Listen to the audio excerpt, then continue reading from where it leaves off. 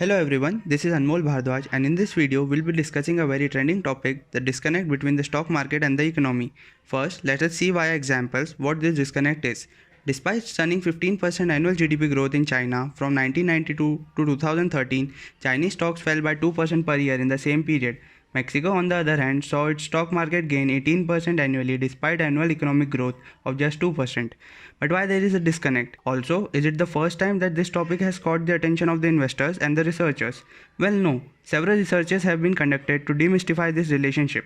Their results have been differed based on the data, technique, and timeline they have used. Looking at each economy through the same lens might not be the ideal way. Let us now go forward towards the current global scenario and the reasons for the disconnect between the stock market and the economy. Future versus past. The stock market looks forward toward the future and therefore known as the lagging indicator. The economy is called trailing indicator, which looks backward and uses past data interpretation techniques to derive results. Government policies. To curb the downturn of the economy, the government intervened and introduced various monetary and fiscal policies to get the economy back on track by injecting liquidity into the economy. This was a global scenario. Liquidity is important because it gives investors confidence that they can access credit or trade a security.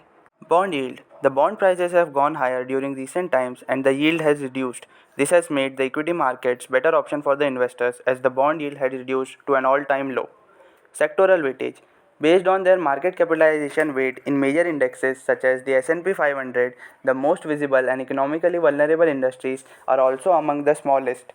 Department stores may have fallen by 62.3%, but on a market cap basis, they are a mere 0.01% of the S&P 500 index.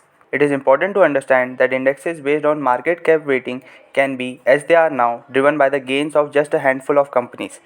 Expectation and psychology. Expectations like a high economic recovery growth rate are often considered as a prime driver of the stock market.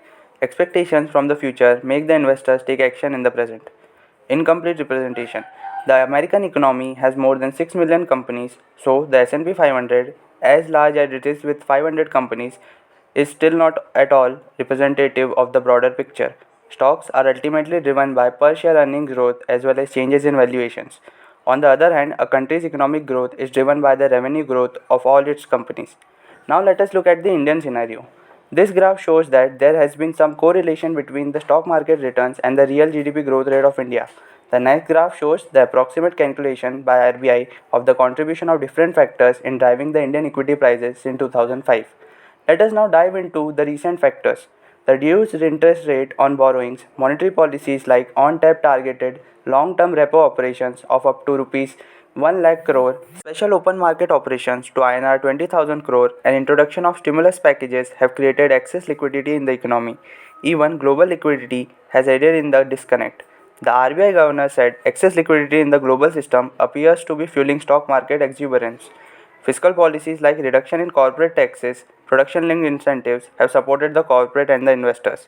The economic recovery has still been slower despite these policies because it takes time for the economy to adjust according to the policies and for the result of these policies. The stock market, on the other hand, is directly impacted with positive expectations attached to the policies. Also, low returns on other alternative investments like a bond, real estate have made the equity markets more attractive. Further, during the pandemic, the Central Depository Service India Limited saw a near 20% rise in new demat accounts, reaching more than 25 million within 6 months till July. At last, the investor seems to have a positive outlook towards the equity markets, which is driving their investments today despite the slower economic recovery of the Indian economy. That's all for this video. Thank you for watching.